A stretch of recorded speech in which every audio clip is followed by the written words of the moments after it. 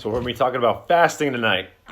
Not the live life fast, but holding fast and holding on to yourself and being true to yourself, and letting go of cravings and food and different things like that. So letting everybody come on, jump on in. We'll start in about 30 seconds or so.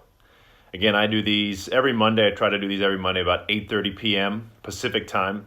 If you can't make this time, you can always watch the replay, which is cool because it has a 24-hour replay, and you can always send these to whoever you might think would be interested in these topics. Again, my name is Chris. Thanks for joining me and tuning in and checking out kind of the things that I like to share.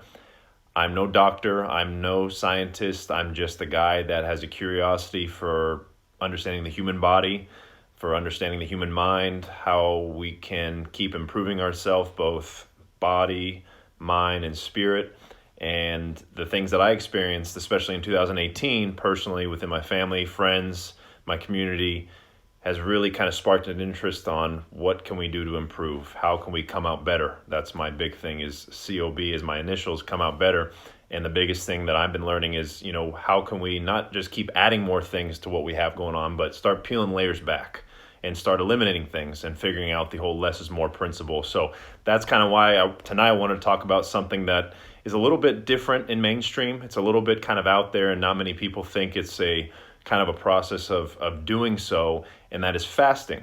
And when you think fasting, society and the way we live our life, especially here in California, if you live in Los Angeles, Orange County, it's always go, go, go, go, go. And if you have the privilege to experience that or to experience another culture, that's fine. But for where I am right now and where most people are, I know is that things are going so fast that we kind of tend to get lost in things. And one thing that is very common ever since we've been born is obviously drinking water and liquids, but also eating. It's something that we think we have to do 3 times a day, 7 days a week, no days off, snacks and all these things, because if we miss a meal, I'm undernourished or I'm not getting what I need, and we start kind of creating that anxiety effect. So a lot of these things I kind of wanted to touch on and go over. And first I wanted to start with kind of my background and story of fasting and where it kind of came about, because up until this point I was somebody who was eating 5, 6, 7 meals a day, thinking I needed to get 4,000, 5,000 calories in a day. And being in the fitness kind of industry and being a personal trainer, being an athlete my whole life, a basketball player at all levels, I always thought food was my only source of energy, right? Food was, as long as you're eating the right food, which I thought were healthy and good for me, you're going to have enough energy to get through your day or to improve or to get better in your fitness and whatnot. So for so many years, I was kind of repeating the same principles that, again, I would go out and am told and what I would see, but just dots weren't just connecting, and I just didn't see my body and my mind change the way I wanted it to. So fast forward, in 2018, I started making dietary changes. I began looking into something called fasting, or where you abstain from eating. Now, there's a bunch of different types of fasting. Some people only know fasting as no water, no food, no nothing, just a complete dry fast. And to some people, that's very extreme. It was extreme for me to even think of that way, because I'm so used to eating, and I'm so used to associating things in my day with eating, because it takes time to prepare, or time to go somewhere, time to meet with somebody, time to eat the food, digest. It's part of your day. And we don't realize how much more time in our day is when we don't eat, because if we're not eating, we're thinking about it. So there's dry fasting, there's water fasting, which is another prominent way of kind of healing the body. There's also fruit fasting. And that is another type of fast that I actually experienced a few months ago that was very, very powerful for me, and I'll touch base on it in a second. And another one that is very common is intermittent fasting. And intermittent fasting is, I think, something that a lot of people should try to implement.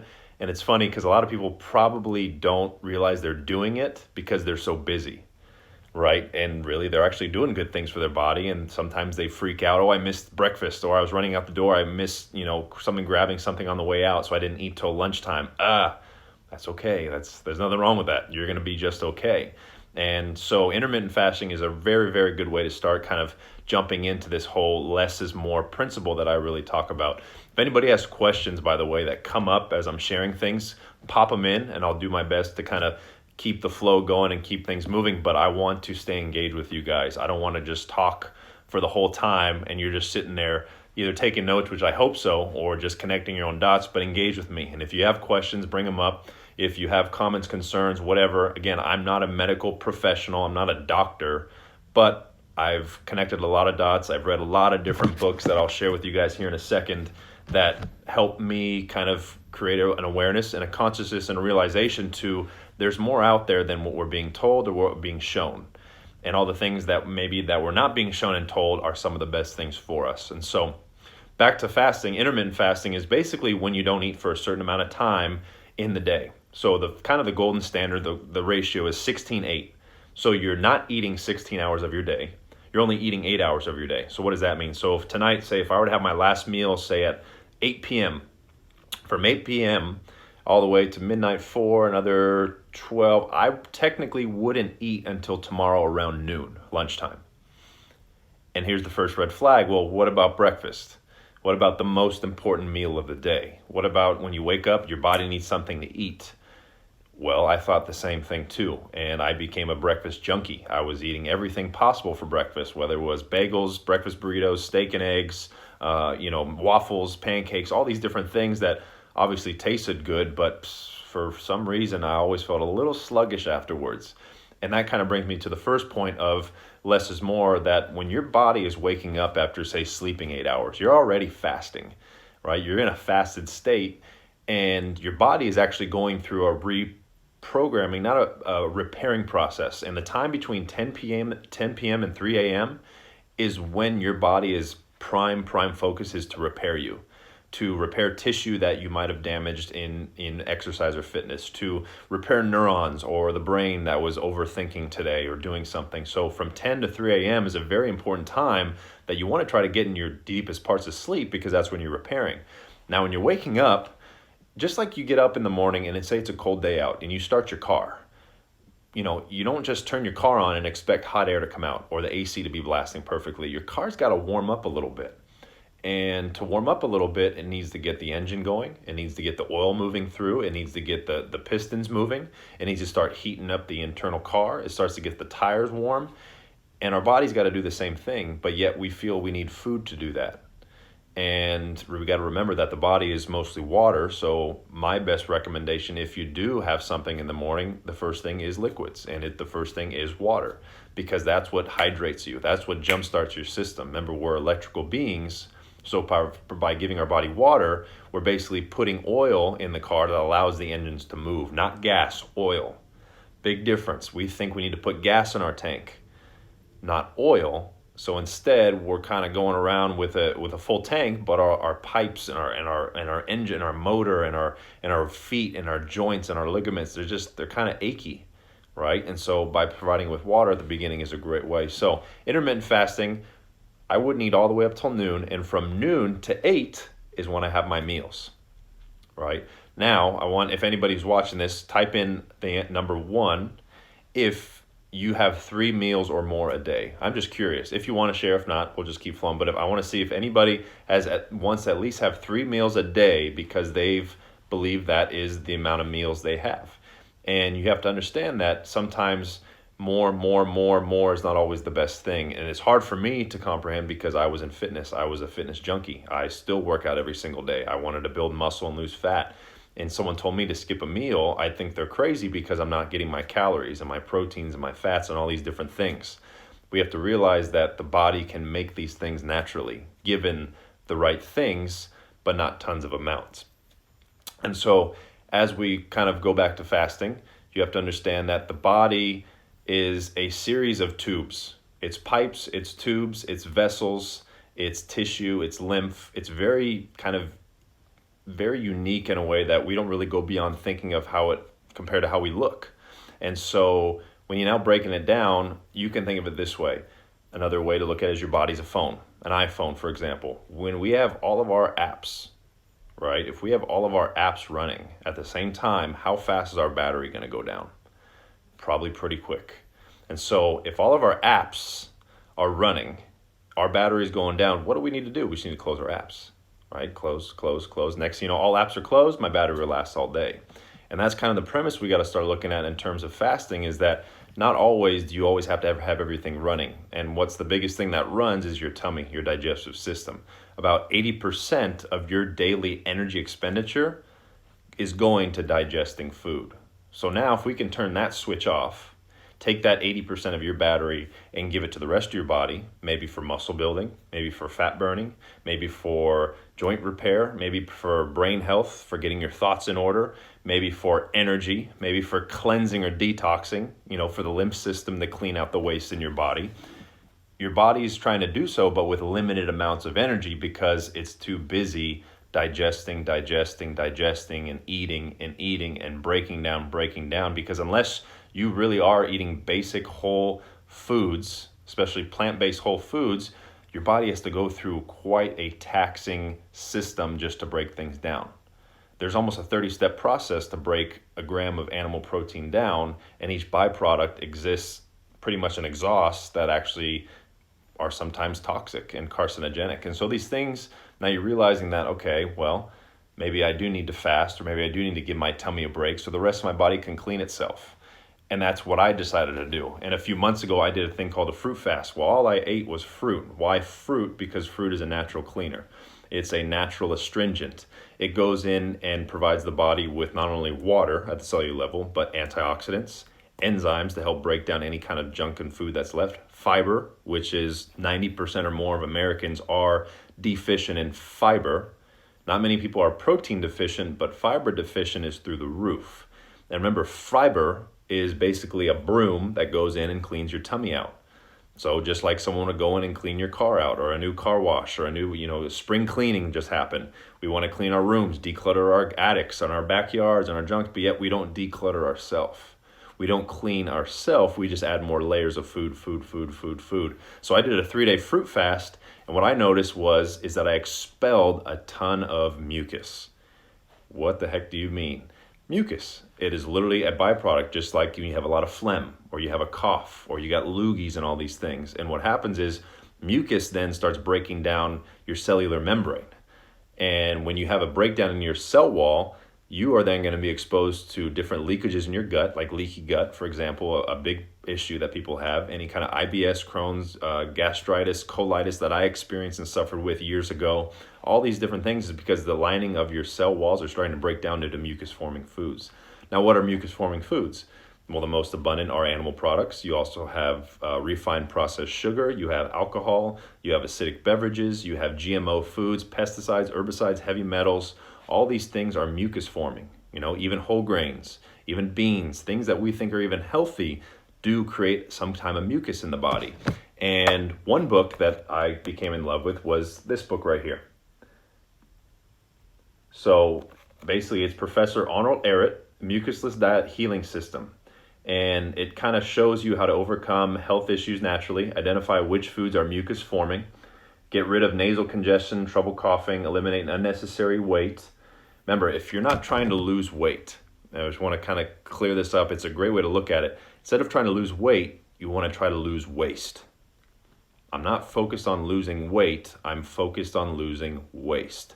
Acidic waste, mucus, inflammation, free radical waste, toxic waste, byproducts, right? Parasites, fungus, mycotoxins from mold. All these things are layers and layers and layers, and most of it is stored in your tummy. And when you fast, remember, you're turning off the digestive system, so now you can actually flush the system, right? If we have a backed up toilet in our house, we don't keep going to the bathroom in the toilet. We call the plumber or we get a plunger. And we need to do this daily. And so if you're eating 3, 4, 5 meals a day, and you're having maybe one bowel movement a day or a bowel movement every other day, you're backed up. I mean, you are not constipated where it's not, but there are so many meals that have not gone through your digestive process. You're now getting clogged. Your vessels are getting clogged. Your lymph system is getting backed up. Your blood is getting slower. It's getting murky. It's getting almost mud because of all the mucus and all the byproducts from our diets, especially in America, accumulates and we can't get rid of. So the easiest way to get rid of them is first by fasting. And intermittent fasting, whether it's days at a time, maybe it's 1 day at a time, whatever it might be, you're jumpstarting that ability for your body to clean itself. And so after my fruit fast, I exposed a lot of mucus, and I'm a big fan of fruit. Before, I never used to eat it much, thinking it was too much sugar. It was this, but that's for another topic. But fruit is your best healer. It's your best medicine. It does everything a medication would. And it's funny, I read something today, and I shared with my mother that the medical system, the way they got their pharmaceuticals or the pills that they give for like depression or all these different things, what they actually did about 100 years ago, they went and gone in and they looked at certain chemicals, phytochemicals in plants. They extracted those chemicals. They found a way to extract the chemical in the plant, and then they put it into a laboratory and then turned it into a pill and labeled it as a name and then patented it and sold it back to us. And that became our medical system. And Andrew Carnegie was part of it. And it was the Flexner Report that you might have heard. And the Flexner Report, basically, they were allowed to see what chemicals and plants work on people instead of giving them just plants, because you can't make money off feeding someone, oranges and grapes, but you can put them in a pill, slap a label on it, and charge through the roof. And people have no choice but to buy it because they want their health to improve. And that was the create the problem, provide the solution prototype that they created as a business model. And that's our Western medical system today. So just kind of interesting dot to connect, but I read that article today and shared it with my mother, and it was very powerful just to realize kind of how far we've come, but yet how little we have really improved medical-wise. And fasting, you're not going to get many doctors that are going to tell you to fast. They're not going to say, oh yeah, just don't eat, you'll be fine. Why is that? Because there's not enough scientific data, and there's no way they can make money off you fasting because you're not doing anything except existing. And so that's just kind of an interesting dot to connect. And that brings me to my next point, which is a thing called autophagy. Autophagy. Autophagy. Now, what the heck is that? Autobiography, maybe something like, no. I had no idea what it was either. Did some research, it made complete sense. It's literally our body's ability to clean itself. There's a thing called homeostasis. Homeostasis is when your body, again, tries to find the balance in between. When it finds that balance, everything is thriving. All your systems are lined up. You got lights across the board, green light, green light, green light, green light. But the body is always in constant balance to find homeostasis. When you abstain from eating, for example, intermittent fasting or doing a longer a water fast, your body is going to start eating itself. Now that sounds absolutely crazy. I don't want my body to eat itself. Why would I want to do that? Well, you're thinking of eating yourself like this, or just eating and withering away. But really, at the cellular level, the body is able to take waste from the cells, and it's able to put it in the lysosome. When it puts it in the lysosome can then filter and figure out what it needs and what it doesn't need. Sometimes we have a lot that we need inside of us already, such as amino acids, endocannabinoids, all these different things that give us health and wellness, yet we don't tap into it. We don't allow our body to use it because what are we doing?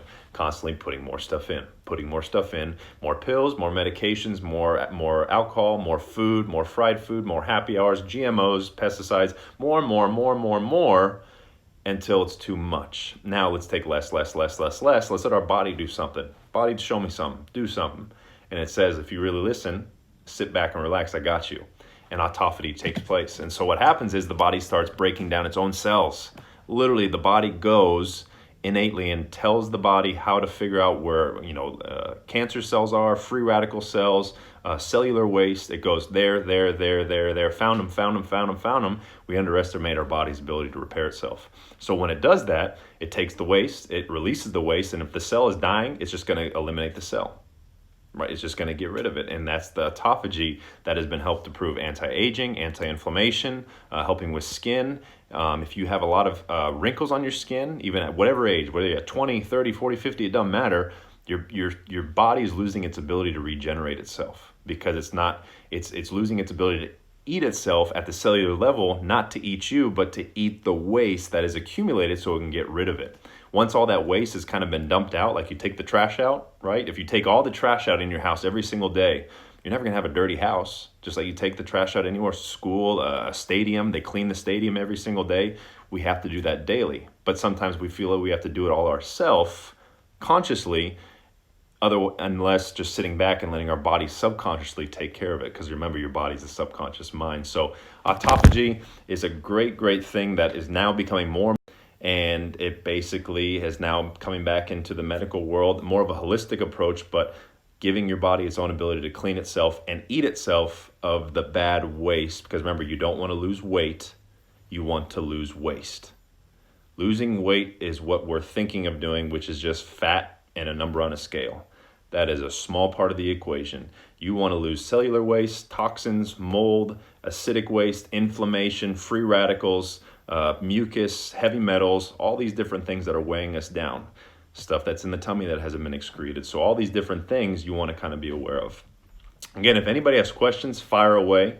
I'm just trying to fit in kind of as much as information as I can in this time, but this is just kind of what I've connected and what's worked for me. So fast forward to last week, I did a 3-day fast. It was the first time I went without food, and it was, I don't want to say easy or hard, it was a challenge, but I think the challenge wasn't as bad because how much work I've done on myself this past year. Now, if I kind of jumped cold turkey into this after about a year ago without changing a lot of my diets, without, doing a lot of cleansing, it might have been a little bit more intense. But I started last Wednesday. I had my last meal the night before on a Tuesday night. It was Thai food, plant-based Thai food. I love Thai food. And that first day, all I thought about was food. I could not stop thinking about food. By the time it was noon, I was literally like, I need to be having something right now. I usually have my shake right now. I usually have that right now. And I can't, not that I can't, I'm not going to. And every hour, it's like the hour went slower and slower, and I literally realized how much I think about food. And not because I want it or need it or this, it was like almost a repetitional habit that I had no idea I had until I stopped. And by that first day, the hardest part was just kind of looking the time not go by that fast. I wasn't hungry. I wasn't craving too much. I just kept thinking about food. Like, 6 o'clock, I'm not making dinner tonight. And you realize how much energy we expel of thinking what we're eating next or what we're eating tomorrow or meal prepping and doing all these things. Now, I get everybody's different. Everybody has different goals. But for me, it was very eye-opening. Second day was a little bit easier.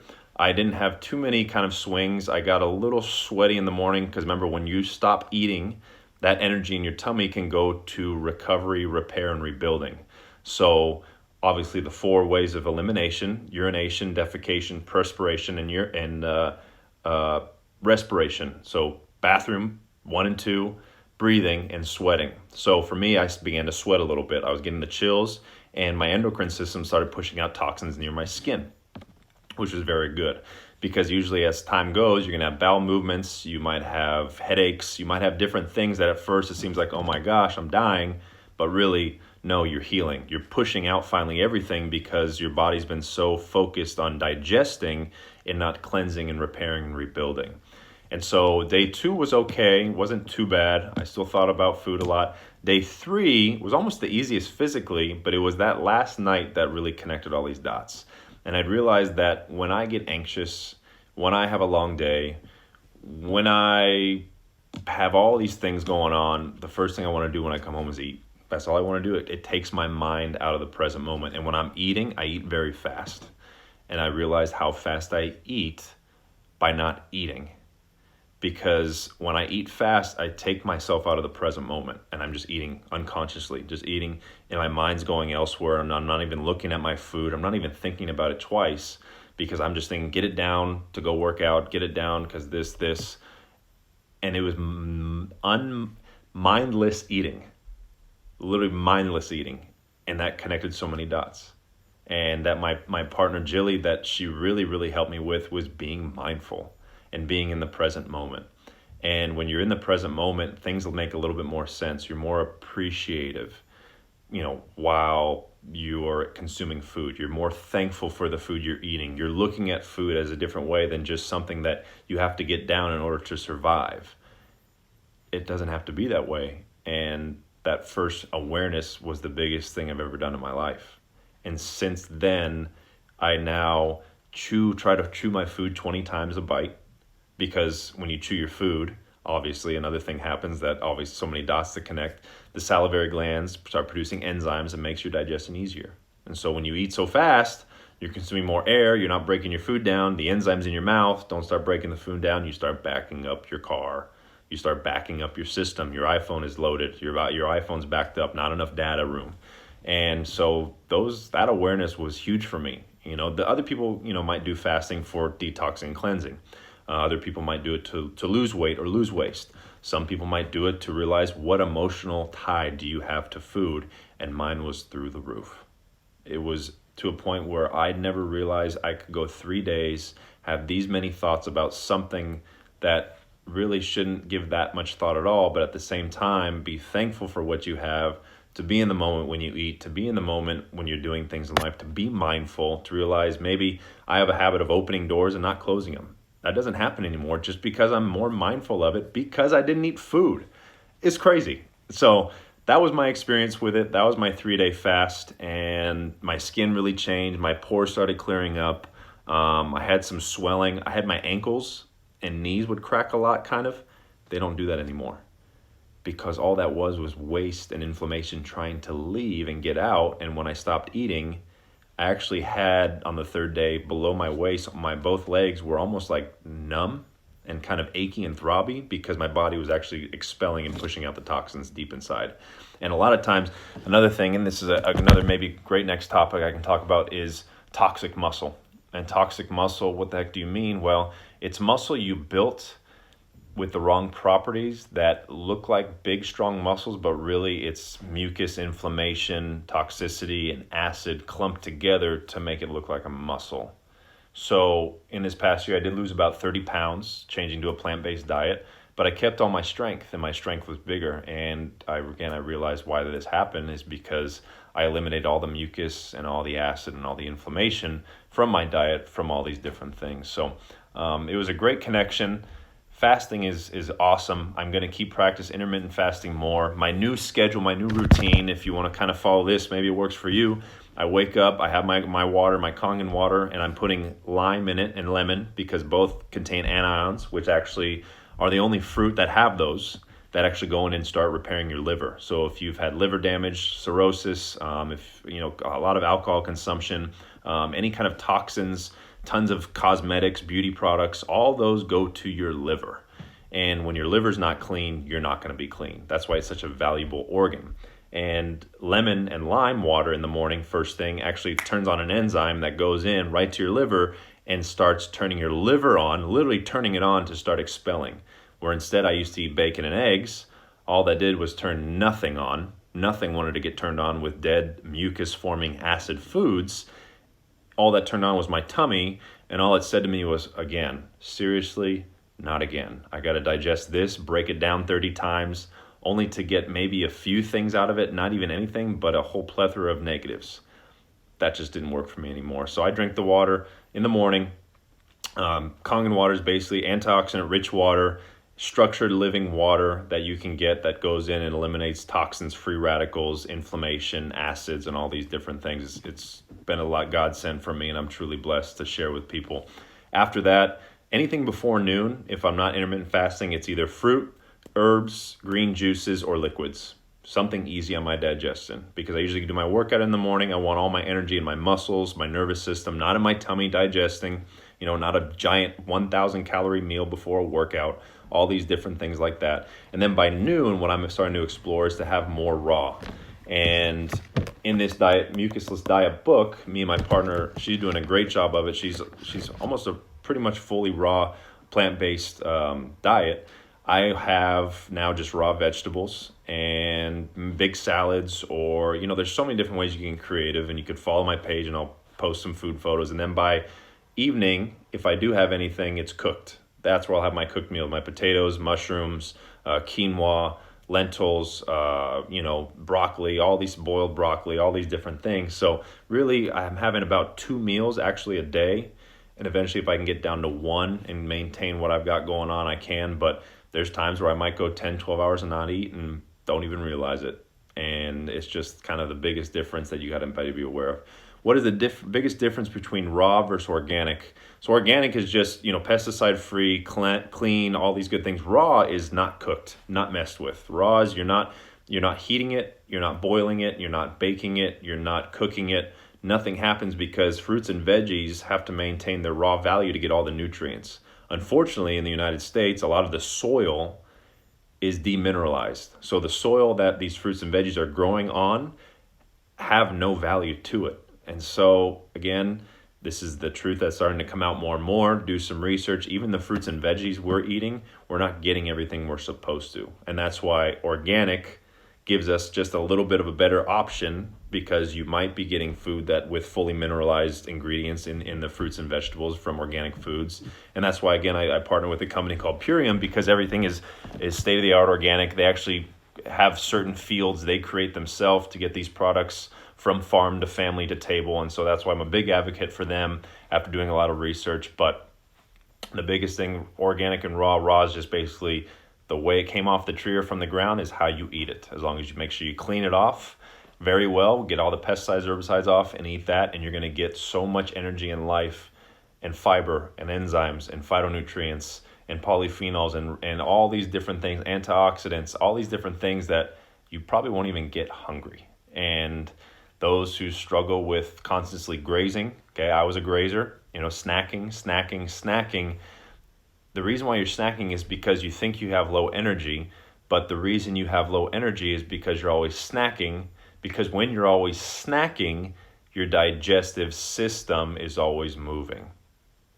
So just like if I run a business line, if I run a factory and I turn the business line on at 8 a.m. and I don't turn it off, everyone left at 5 p.m. to go home, but it's still running, my electric bill's through the roof. And I leave it on all night, and I leave it on till the next morning. And I'm always eating, and the factory's always working. You can never actually recover, rebuild, and repair. And the body, all it's trying to do is do that. So kind of just be aware of that. Again, fasting is when you eliminate yourself from foods. Be aware of mind, body, and spirit, what your emotional connection is.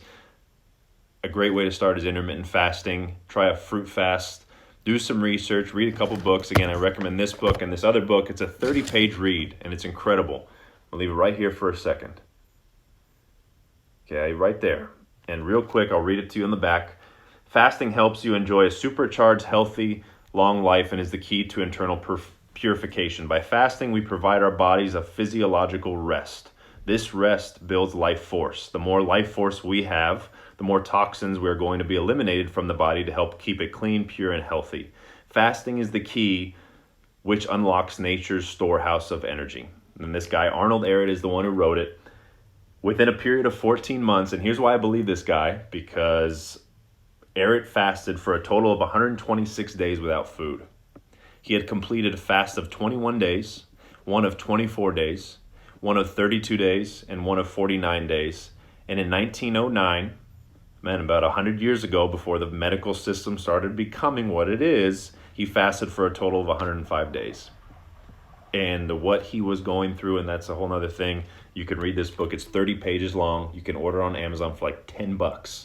And the stuff in here is absolutely mind-blowing, and it's stuff you will not see in most literature today. So give those two a check out. If you have any other questions on fasting, I know I've given a couple people, I don't know if they're on here or not, some motivation to try one. I got messages from people who are currently doing one, and I've gotten messages from people who've done one, and the tremendous benefits are through the roof. And I'm excited to keep exploring it, tinkering with it, and sharing it with you guys. But reach out to me, follow my page, share this with somebody who's interested in fasting. Connect your dots, be your own best healer, and just be open to things. Try new things and being open to things that we're not being told every single day, because sometimes the best things for us are things we don't know, not externally, but we don't know internally because we don't go inward and we don't trust ourselves enough. Trust yourself more. Your body's its best healer. It knows exactly what to do. Sometimes you just got to get out of the way. So thanks for joining me. I hope you learned a few things, took some notes, connected some dots, and I look forward to seeing you guys next time. We have a big event coming up here in Orange County. As far as the water, I'm going to be sharing a little bit more of that. And also April 1st, if you are interested, we are doing a big collective detox transformation, a 10-day transformation. We do it 4 times a year, once when every season changed. So we did one in winter started. Now we're doing it when March is starting, or when spring is starting in March. But April 1st is when we're starting this 10-day detox cleanse. It's a full program set up for everybody. And I love doing it because each time I learn something new and I cleanse another layer, because, detoxing is something you have to do the rest of your life. Because all these other pollutants, these environmental toxins, these foods, even healthy foods that we're eating, they're not taking a day off. so neither will we. So stay strong, less is more, tune in, ask questions, connect dots, and keep shining. So thanks for joining me. Send this to somebody who would benefit, and I'll see you guys next time. Appreciate y'all.